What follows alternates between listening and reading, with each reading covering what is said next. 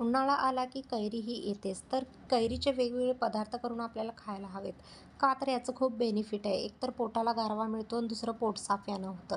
चला तर मग जेवताना तोंडी लावण्यासाठी कैरी कशी तयार करायची हे आपण बघून घेऊया. यासाठी कैरी स्वच्छ धुवून घ्यायची आहे, त्याचा चीक काढून घ्यायचा आहे आणि नंतर कैरी आपल्याला कट करायची आहे.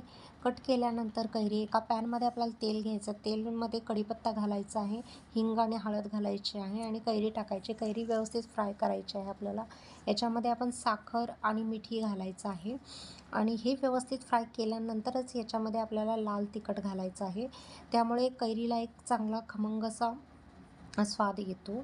अशा प्रकारे कैरी आपण करून तोंडी लावण्यासाठी आपण घेऊ शकतो. जेवणाला एक वेगळीच चव येते. तुम्हाला कशी कैरी जास्त फ्राय केलेली आवडते, कशी तुम्ही घेऊ शकता. एक सुंदर तोंडी लावण्याची डिश तयार झाली.